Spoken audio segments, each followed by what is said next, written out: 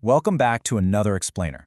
So, picture this. You spent hours, maybe even days, just staring at a blinking cursor. You type page after page, you hand in your draft, and you're told, hey, your background is weak. Ouch. It is incredibly frustrating, right? You put in all the work, you read all the articles, but somehow it just didn't land. Well, look, you are absolutely not alone here. Today, we're breaking down the exact science of how to write a powerful research background that actually works. We're going to transform that frustration into a clear, actionable plan using some fantastic source material on academic writing. Let's get right into it. So let's address the elephant in the room right off the bat. Why is your research background weak? Most students immediately think, man, I must just be a terrible writer. But I'm here to tell you that is usually not the case at all. Actually, scratch that. It's almost never the case. The reason most research backgrounds fail isn't a lack of fancy vocabulary or bad grammar, it's a lack of the proper underlying structure. You might have all the right ingredients, but if you don't bake them in the exact right order, well, you're not going to get a cake. Okay, let's dive into this. The number one trap I see writers fall into is what I call the information dump. This is when you just throw in literally every definition, every random fact, and every citation you can possibly find, kind of just hoping something sticks. And honestly, it's exhausting for the reader. The actual goal of a strong background isn't to just be a Wikipedia page of facts. No, it's about building a clear story. It should be a carefully constructed narrative that takes the reader by the hand and leads them directly to your specific research problem. To build that story, you really need to change how you visualize your writing. Think of your background as a giant funnel. This right here is our core metaphor for today. You don't start at the bottom, right? You start at the very top, the absolute widest part. You begin with a broad global context, and then you slowly, carefully guide your reader down to the national level, then down to the local level, until you drop them exactly where you want them, right at your specific problem. By the time they hit the bottom of that funnel, your research problem should feel like the most logical next step in the world. To move smoothly through that funnel, our source material gives us this foolproof, high-impact, six-step formula. It goes like this.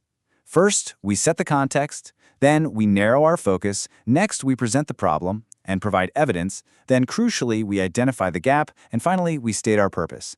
If you follow these exact steps, you are practically guaranteed to write a logically sound background. So let's break these down one by one, shall we?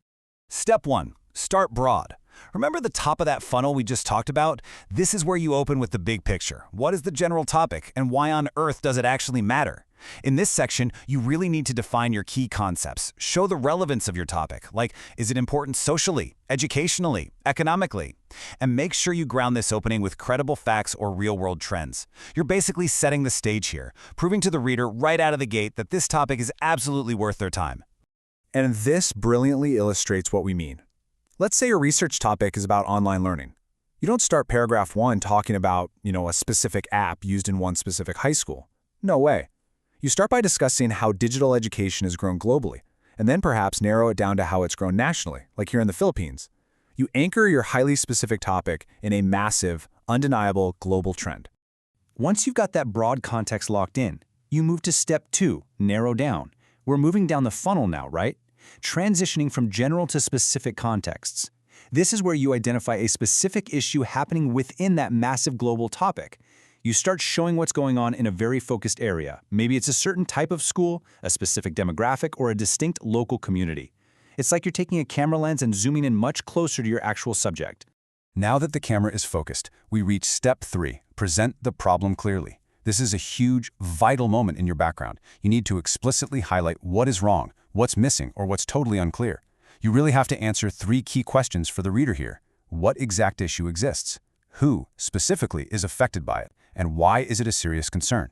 By clearly defining the problem right here, you're planting the absolute crucial seeds for your eventual research gap. But, you can't just claim a problem exists. You actually have to prove it. And that brings us to step 4, support with related studies. This is where you bring in existing research to really back up your argument. You need to cite studies that relate directly to your narrowed-down topic. Show the patterns, the agreements, or even the contradictions in the current literature. This step builds your credibility as a researcher, and more importantly, it sets up the pins so you can smoothly knock them down by pointing out what previous studies completely failed to address. Now, what's really interesting about this slide is that we've reached the absolute make-or-break moment of your entire paper. Step 5, identifying the research gap. According to our source material, this is the beating heart of your background. What is missing in the literature? What hasn't been studied enough? What desperately needs clarification? This right here is exactly where most students fail. They tell a nice story, but they forget to prove that something is actually missing. Remember, your entire study exists to fill this very specific gap. Now, if you're wondering exactly how to articulate that gap, the text gives us these fantastic, highly practical example phrases. You can literally drop these into your paper right now. Things like, however, limited studies have explored, or there is a lack of research on, or my personal favorite, previous studies focused on X but not on Y. These phrases act like giant glowing neon signs for your professor or advisor. They clearly flag exactly where the existing research ends and where your brilliant new contribution begins. Finally, we reach the bottom of the funnel. Step 6. End with your study's purpose. You've pointed out the glowing neon gap, and now you have to provide a perfectly smooth landing for your reader. You close the background by linking that gap directly to your research.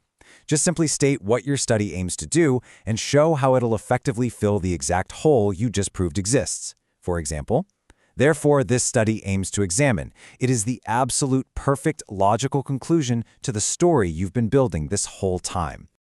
Okay, now that you've got the 6 steps, let's run through some rapid-fire pro writing tips from our source to elevate your background from just good to truly great. First, be logical and smooth. No jumping around randomly with your ideas. Second, use recent sources, ideally from the last 5 to 10 years, just to show the problem is current. Third, avoid unnecessary definitions. Keep the focus on relevance. Fourth, keep the language clear, not overly technical. And finally, the golden rule of writing: stick to one main idea per paragraph. Let's move to and see how this builds into one cohesive framework. If you distill the entire funnel concept down, you get this simple structure right here, a repeatable core equation for literally every background you will ever write. It flows perfectly. You start with the general context, transition to the specific issue, provide evidence from studies, highlight the research gap, and finish with the purpose of your study.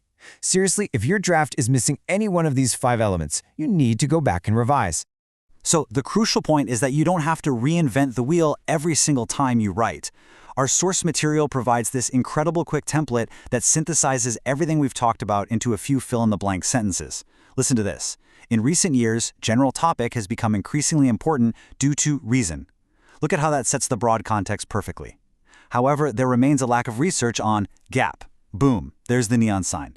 Therefore, this study aims to your purpose. You can adapt this structure for literally any discipline out there. I want to leave you with a provocative thought as we wrap up this explainer today. If there is no gap, is there any reason for your study to exist at all? The harsh truth in academic research is no. If everything is already known, your study is just another information dump. The gap is the ultimate justification for your work. So master the funnel, find that gap, and build your story. What topic are you trying to find a gap for right now? Let me know down in the comments. Thanks so much for joining me for this explainer, and hey, happy writing!